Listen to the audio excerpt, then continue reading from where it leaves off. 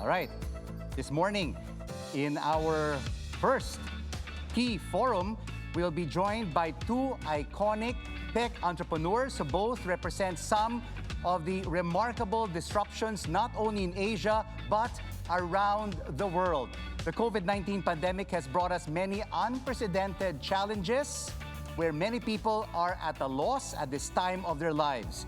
And this is why we are here to listen from these global disruptors and learn how we can better re-engineer ourselves. Build resiliency so we can not only survive, but also continue to thrive. But before I introduce to you our very important panelists for our first forum for today, we would like to thank the sponsors who are powering this segment. You have PLDT Smart, you have RFM Corporation, NGCP, LT Group Incorporated, Yazaki Torres Manufacturing Incorporated, Grab, Wilcon Depot, GT Capital Holdings. And to officially start our session, may I call on screen, all the way in California, joining us via Zoom, the Managing Director and Founder of Tallwood Venture Capital and the founder of the Philippine Development Foundation. Let us all put our hands together wherever you are, at home or at work. Engineer Dado Banataw. And also joining us is the Group CEO and co-founder of Grab. Let us all please welcome, joining us, Anthony Tan.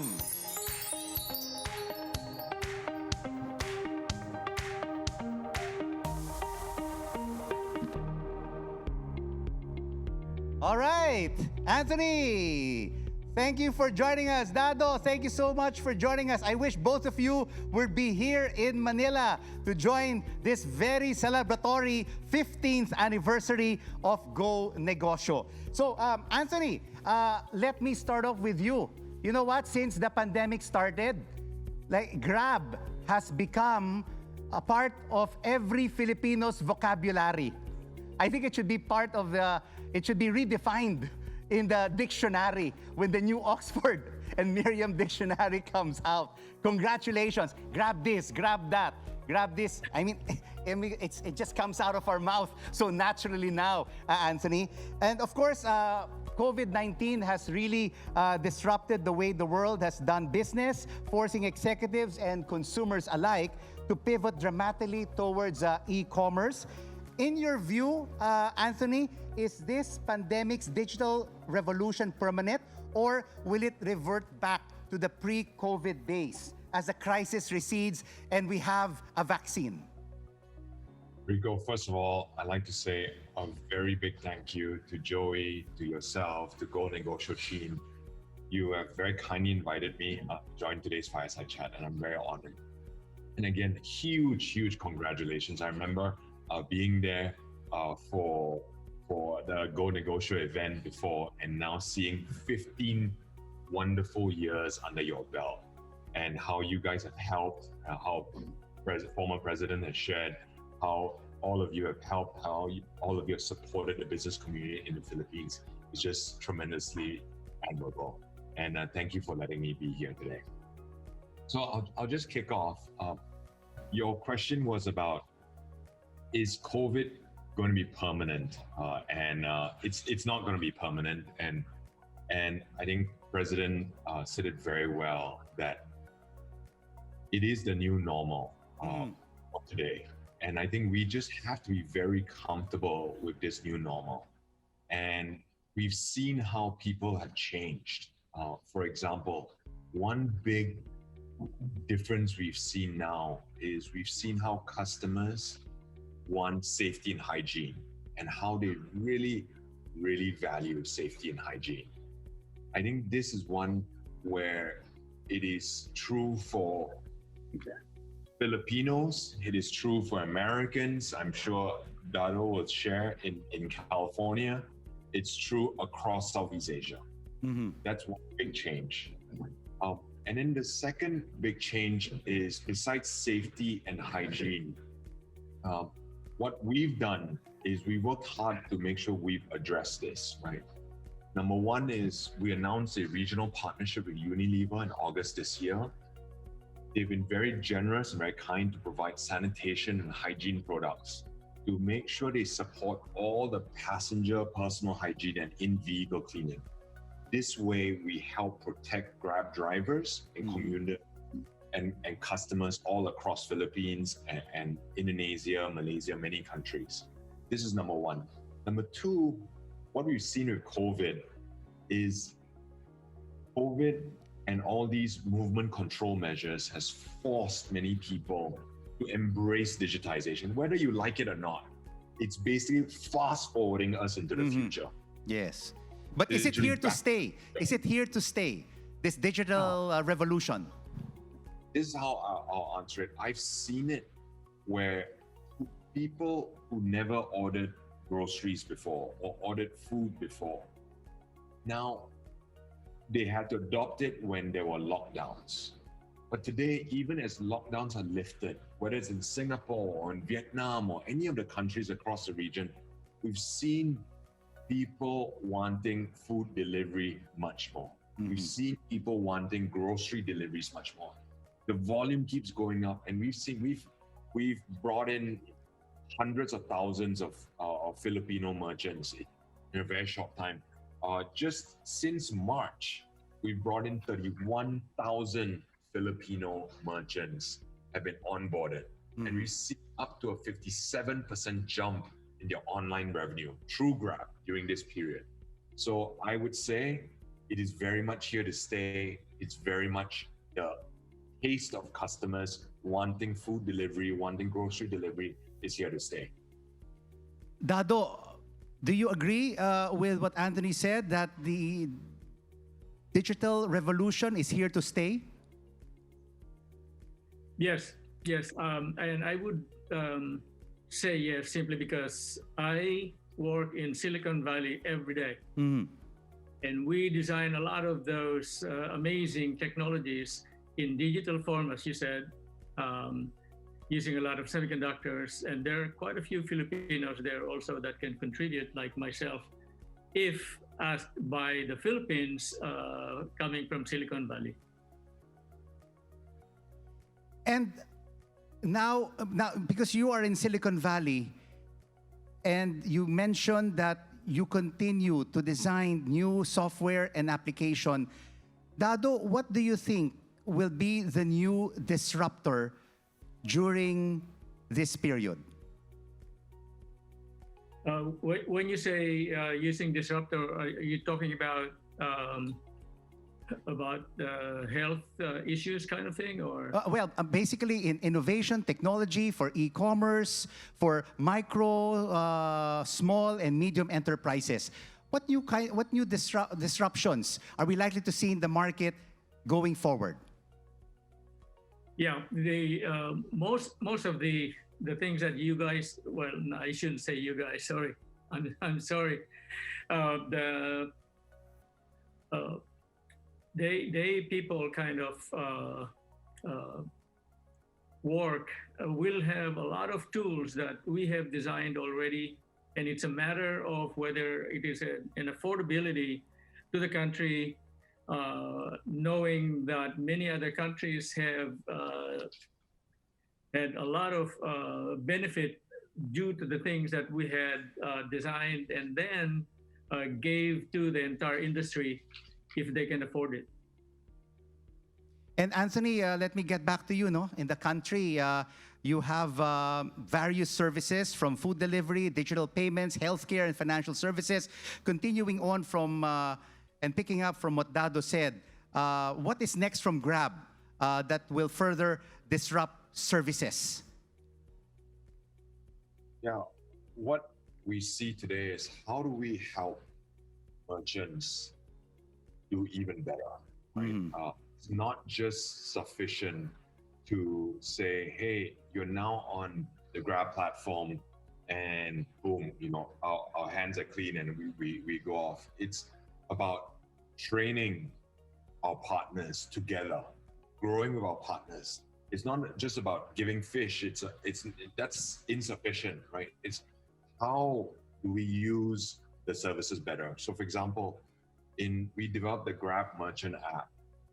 This was developed just before COVID, and we doubled down during COVID, where it now allows our merchant partners, many of them who might be here today, create self-service ads so that they can bring on customers themselves. They can leverage the distribution. Grab has been downloaded by over 205 million install base across the region. So, and in Philippines, it's one of the most popular apps. So when merchants can see, oh wow, today I can, number one, bring more customers to my business. Number two, I get training where I'm learning how to grow my business. Three, I can get lending with my business. So I can get working capital loans for my business, right? These are the things that really would help the merchant partners. So I'll give you an example where we saw in Philippines 1 million small businesses today are frankly the lifeblood of the economy, right? 4 out of 10 were closed, or if not, some were shut down because of COVID. And if we don't help them, and platforms like Go Negosio doesn't help them, and all of us, we don't come together and help, they will only suffer because of COVID, because fewer and fewer people are going shopping offline. More and more people are going online because they want to protect their health, they want to protect their elderly. So what we're seeing with the Grab Merchant platform, it allows them to even identify, there's an analytics component which identifies slow moving inventory, bundle it with your fast moving inventory, so we can help your fast moving inventory avoid stockouts, right? We help you as a merchant partner plan and control your marketing easier through these self-serve ads. And then the last thing we did was we created this thing called Madis Gateng, which is the Boss Club. Madis Gateng Boss Club in March. And this just went so crazy in Philippines because it was one that we co-built with many of our social sellers. And it had exclusive rewards and loyalty for these people. So now I got the feedback from one of our very good friends, Nene Tamayo. She's one of our first users and an ardent supporter of the Boss Club. She leveraged the power of the Boss Club to help power her business. It's called Nene Prime Foods. And now we work with her and many other entrepreneurs in Philippines to solve for their needs. And we've created this. Now today, I'm very pleased to share, we are now a 25,000 member strong community, and many entrepreneurs have witnessed at least a 10% jump in revenue. So a lot of merchants from small and micro and small medium enterprises have really benefited from the Grab platform, Anthony. But tell us, for those who are watching us right now, who are still not part of the Grab platform, how can merchants be part of Grab? Well, number one is I'll be very happy to introduce our country head, Grace Veracruz. She is, she already knows Joey. I'm happy to have Grab work even closer with Go Negosio, and all the members of Go Negosio can come on board even easier. We're very happy to find ways to bring on more merchant partners and how we can serve them even better. Dado, let me ask you, we've been talking about micro and small enterprises joining the Grab platform. What can be done to help our micro and small enterprises, Dado, in terms of innovation and creativity as they pick up the pieces from this pandemic? Yeah, I would introduce the concept of artificial intelligence in many kinds of systems, large or small. In other words, our cars have in a few years, well, they already have a lot of artificial intelligence in there for navigation and all kinds of things. And then all kinds of machines are already getting into artificial intelligence kind of knowledge even better than people, simply because we cannot afford a lot of the time and uncomfortable conditions and so on. So artificial intelligence is something that the Philippines should begin to really study and work on, and then create a lot of comfort for the people of the Philippines. And in fact, the Philippines can take advantage of, and these are mainly kind of computers, actually very intelligent computers, which we have designed here, and that it is very easy for schools. Very comfortable life will come from artificial intelligence.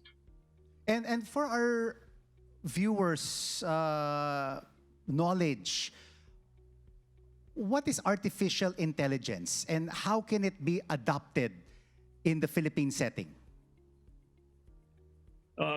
Let's deal with the adaptation first. These systems can be programmed to the limit, and so adaptation is fairly easy. Therefore, in other words, you just have to teach it, program it basically, and then make sure that the conditions are there for the system to support all the different things like power and logic. A lot of semiconductors is what I was about to say. That is clearly not only in Silicon Valley, but in many parts of the world now. All energy and money is thrown at it because the life of our lives will be far better with that once we do it right. So that's really what we believe, where we will be very busy starting from Silicon Valley and a lot of parts of the rest of the world. I hope the Philippines will spend energy and expense, of course, in taking their engineers. We have a lot of very bright engineers in the Philippines. We should throw them in these new technologies that will benefit the country many times. And for many people, artificial intelligence, Engineer Dado, is really a big word. Is it affordable for micro, small, and medium enterprises? Can they work around the budget? I mean, just to simplify it for our MSMEs who are watching us right now.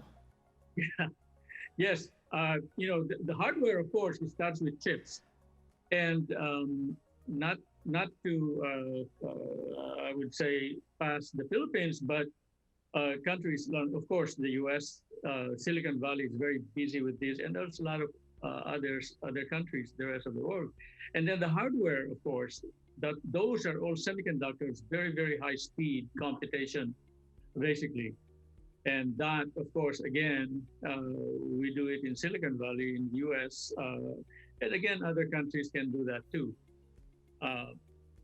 I am hoping at some point in time that the Philippines would go to the Valley, and I'll talk to them and see how we can participate in that kind of technology. It is about time that the machines and other things that we design here is also capable in a lot of these kinds of technology.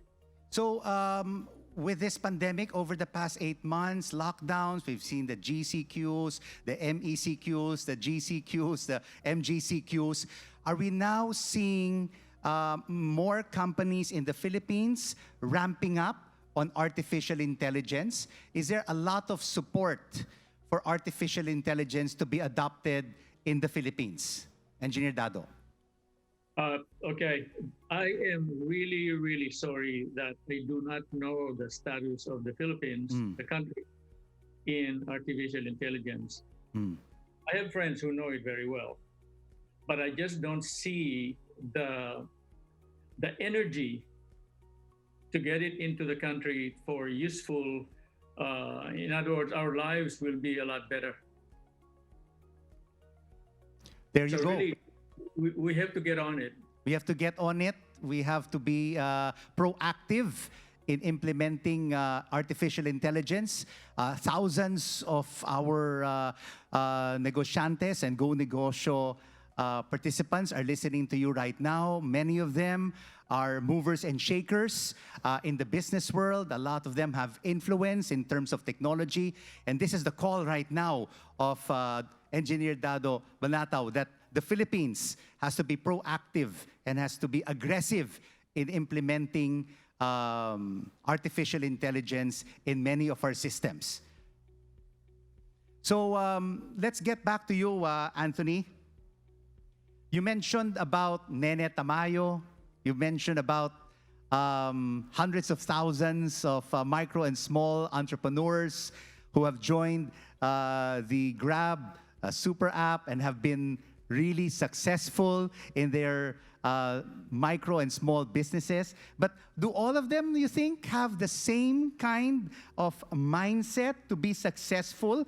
What should they be thinking right now? Now that they're on the digital platform in this time of the pandemic, to be successful today and going forward? What should be their strategy? I think if I may reframe the question, with the conference, right? The conference is about pivot and resilience, Mm-hmm. and I think this is really the DNA of very strong entrepreneurs, and I think this is where I would say nothing really ever prepares you. I know very, very successful businesses that come from no education. I know, like my grandfather, he had no education. I know many who came from great education who hasn't been successful neither. So what I can say is that no education prepares you for something like COVID, right? All you can say is that I just know that you have to grit your teeth and you have to be many of you are much more experienced than me. I'm a fairly young entrepreneur, and you've known that you just have to endure many sleepless nights worrying about the survival of your company, and that resilience can't be taught at business school, can't be taught at school. It's just in you, and I encourage you to bring that out, bring that out in you. That's number one. I think number two is, COVID continues to throw so many curveballs right at us. It doesn't end. As you said, GCQ, NGCQ, it just doesn't end. And I think having an open mind to just adapt and change. I mean, if you remember, Rico, when you interviewed me years ago, we were a ride-hailing business. I know. That was it, right? We had nothing. Everything I'm talking about, Grab Merchant, about creating working capital for our partners, Grab Food, all this was like a piper's dream, right? Nobody talked about it then. You when you were drilling me and interviewing me then, you didn't drill me about these questions, right? But COVID forced us to change. COVID forced us to say, let's pivot very quickly. And that helped us emerge even stronger through this crisis. So, I'll give you, two examples. In 2 months, we were able to move over 150 or over 149,000 transport drivers in markets where we were allowed to do to deliveries for GrabMart, for Grab Food, for Grab Express. We didn't even have GrabMart before COVID. We literally came up with it. We hacked our Grab Food business and used the technology to quickly move into Mart, because we knew a lot of our customers needed groceries. We knew a lot of merchants needed to find their groceries were getting spoiled in the markets, whether it's in the wet markets, whether it's in the malls, was getting spoiled. So we needed to help them get it out into customers' hands. So, it was that ability to pivot very quickly. And then I think the final thing, I brought up about resilience just now. At Grab and at your company, you have to build a very values-driven culture. We're very blessed at Grab. We promote, demote, hire, fire based on these 4H principles. It comes from the best business book. It's called the Bible of servant leadership. Right. The first H of heart. Right. We have to care for and serve our communities, literally on our knees if we have to. Number 2H, honor. We do the right thing and we keep to our word. Once we sign, we have to keep to our word. We have to honor our word. Mm-hmm. Number 3, humility. Are we self-aware that we are broken? We are work in progress, and we need to understand and say sorry. And we are constantly seeking feedback to get better, to kaizen, to just keep improving. And then the last H is hunger. Do we have the grit? Can we take the pain? I remember when when the COVID hit us hardest, I remember in Philippines, business came to a standstill, right? You go to Makati, it was completely empty when there was traffic all the time. And it was completely out, and we had to grit through, and we grit through, and we just pushed our team and said, let's pivot, let's do what customers want, let's do what our merchant partners want, and let's serve them really well during this crisis. I really remember that interview that we had, Anthony, about 8 years ago. And when my producer told me, would you like to interview the CEO of Grab? I said, Grab? Okay, yeah, it's definitely a very interesting company. Let's have him on the show. But of course, with all of this success, Anthony, there are, like what you say, curveballs, there are stumbles, there are challenges. I mean, you had to pivot to the new normal. Tell us, what were some of the mistakes? I'm sure a lot of people want to also find out some of the mistakes and the challenges that you faced before rising to the challenge. We've made so many mistakes. I don't even know where to begin. And I think, number one was, I think you've got to, going back to culture, one is you've got to hire for culture. And I think a lot of times, especially when you are an entrepreneur and especially in our earlier days, when we were just started, we were desperate for people, right? I mean, you can imagine, Rico, and many of you here, and I'm sure you can just put in a group chat if you had trouble hiring people before. You can just put a +1 on the chat. And I can tell you, all of us in some shape or form has gone through hiring people problems. And you make compromises on culture. You say, hey, this guy is such a good salesman. It's okay if the culture is a little, and then you're like, oh my God. After that, this happened in the early days.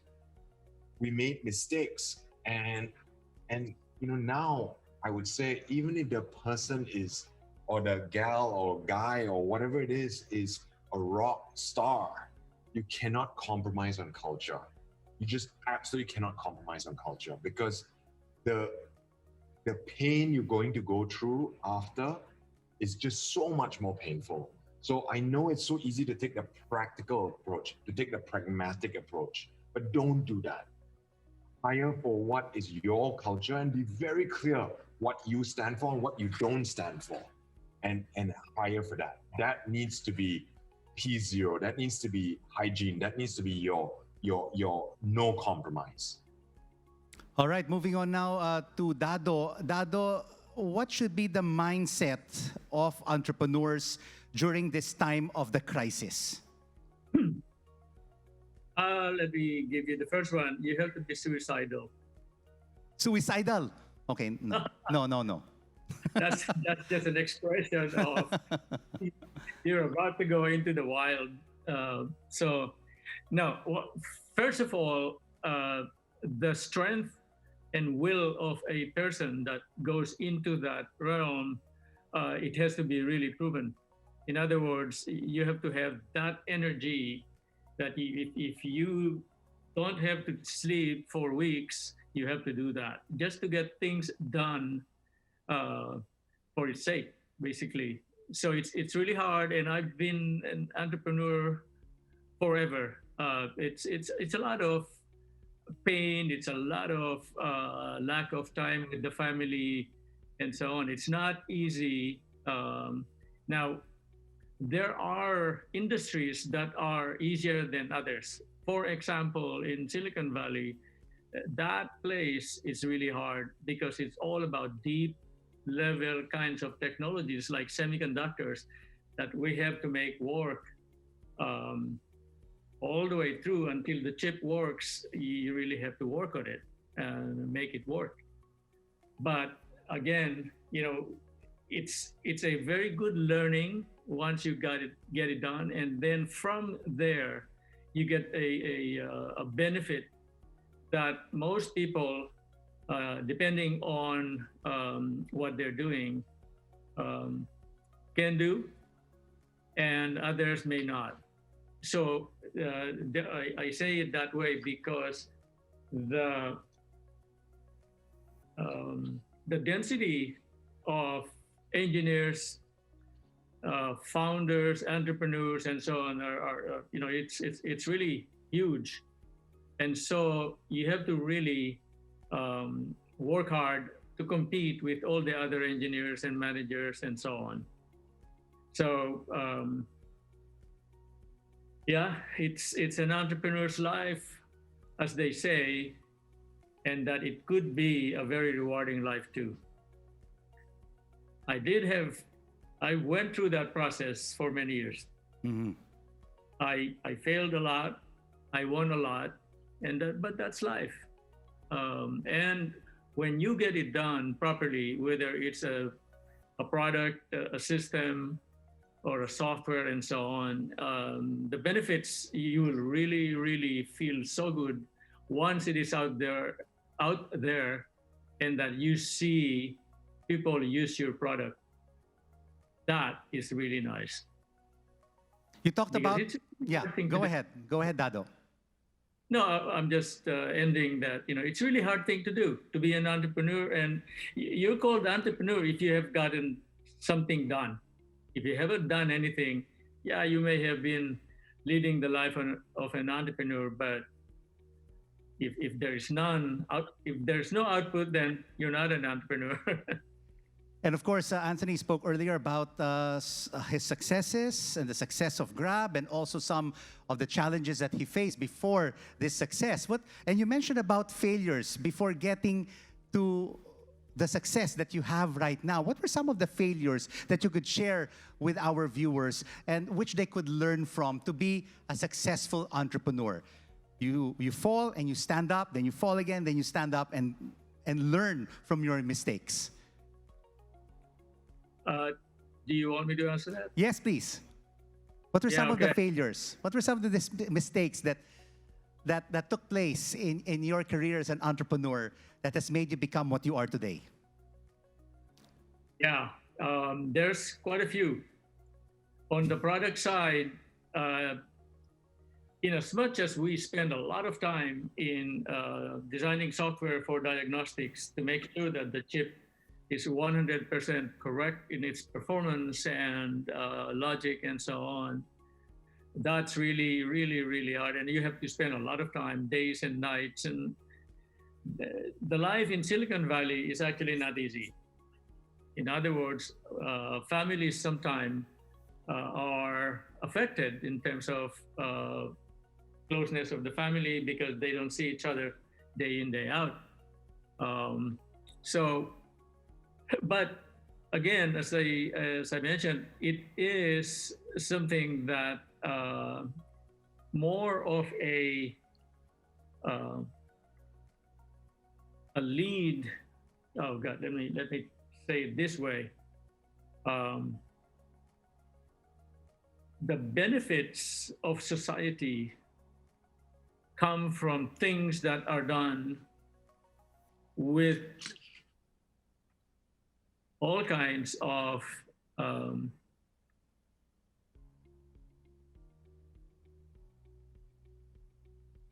systems. Now, when I say systems, a person could be part of the system.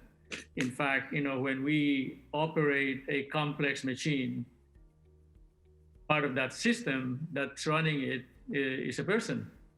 So that kind of blending of infinite knowledge or intelligence and just a machine, that takes some time to do some good performance. And so, in Silicon Valley, we stay there until we can really nail it down and make it work for the benefit of mankind. And that's our goal every time. Indeed, benefit for mankind, and everyone should be working as a team, and of course, with machine. And of course, just like that painting behind you by Norma Belleza, we can see that there's the Bayanihan spirit. Everyone must really work together to be successful in whatever we do in our careers. So, Anthony, let me get back to you. Let's try to look into your crystal ball. What is your outlook for 2021? What will the business landscape look like with the vaccine still to be distributed, according to Presidential Advisor for Entrepreneurship, Joey Concepcion? The Philippines, we will have our vaccines by the second quarter of 2021. So how are you planning to remain relevant and successful as we head into the new year? Sure. So if I may really understand the question, how do we continue to prepare? Yes, how are we going to continue to prepare for 2021? Will it just be business? Will it be the same as how you've planned from March until November? What will 2021 look like still with COVID-19 and the vaccine still, 6 to 8 months away? Who knows? And kind of requirements to keep, if it's kept at minus 70 degrees Celsius, right? Minus 100 degrees for some vaccines. not exactly, the ability to scale across all the islands, if you can imagine. Yes. So I think we just have to assume in 2021, if I were you, as a fellow entrepreneur, I would say prepare that it's still going to be around. COVID is going to be around, and we just have to deal with, President said this very well, that this is the new normal, and leverage platforms like Grab. Right? They are one way to help you extend your reach. They're one way to help you provide solutions to ensure you survive and thrive out of this crisis.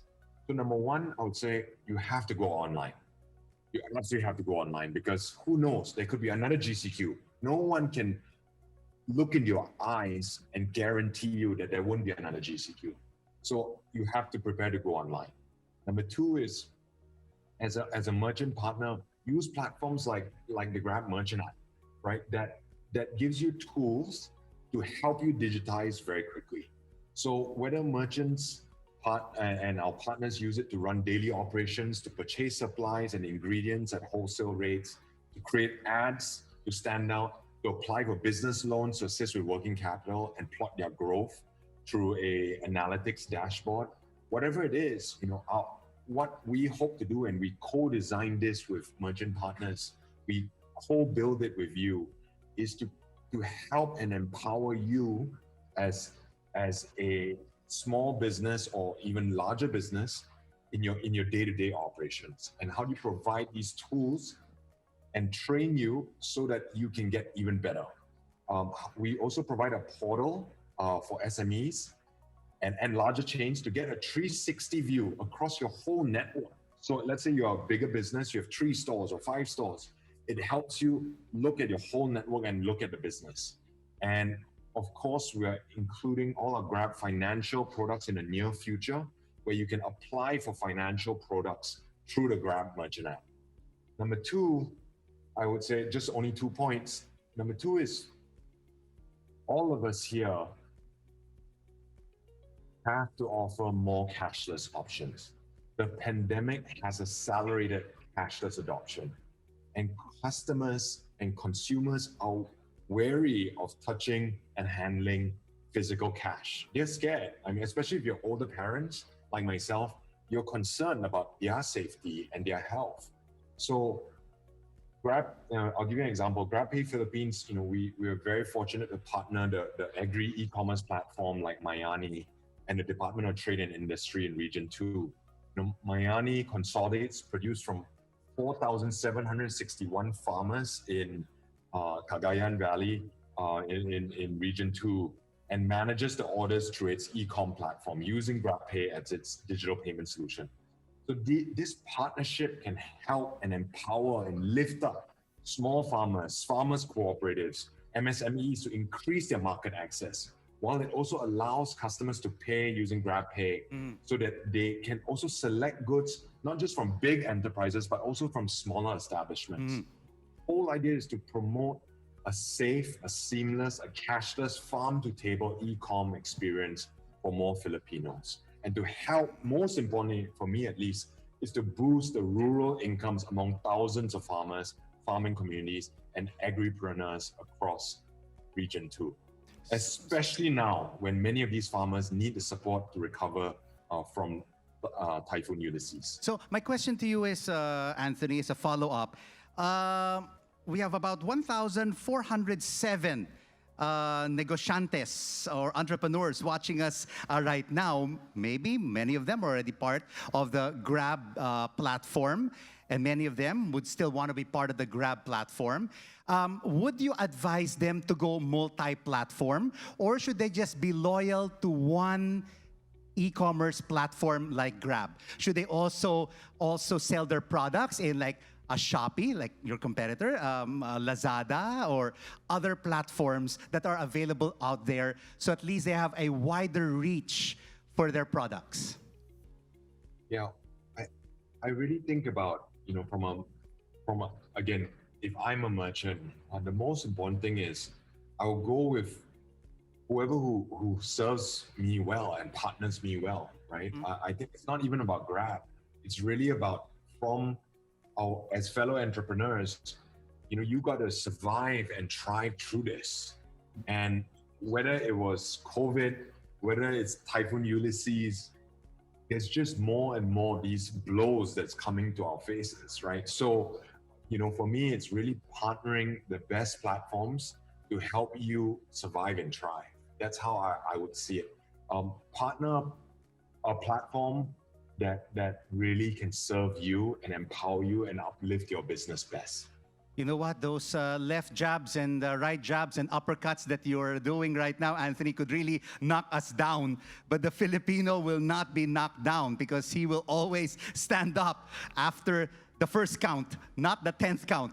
But they will always stand up and be resilient during these challenging times. And Dado, we have a last question for you. What advice can you give entrepreneurs looking basically to transition from being offline to online, and the things that they should be doing to prepare for a post-pandemic scenario? First question, what do you mean by offline or online? Brick and mortar? Still not yet in the digital platform? What should be their plan going forward in terms of preparing for a pandemic and post-pandemic era in 2021? As the vaccine, as Presidential Advisor for Entrepreneurship Joey Concepcion said, will be available in the Philippines by the second quarter of next year. How should they be planning ahead? Always. So let me compare that, try to give you an analogy here, where when you start a company, those things that you mentioned there, you have to have a lot of detailed planning and try to minimize down to zero if you can predict what would happen if you do this or that and so on, so that you don't get into a situation where you're pretty much bankrupt or um, just not able to run the business. And so what I would compare that with is that, we usually design complex products.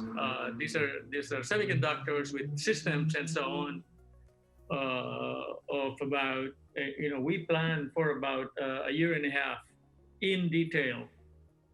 Every detail, whether it's engineering, marketing, and so on, we plan it to the limit. And that we try to minimize every, even little things to kick them out.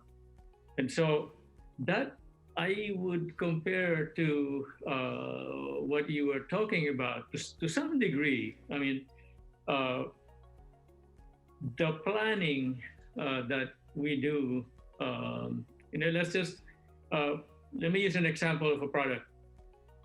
So we have marketing begin the process, and given a target that we already defined, the marketing and some of the engineers, they go around and look at the possibilities of something here or there. They go all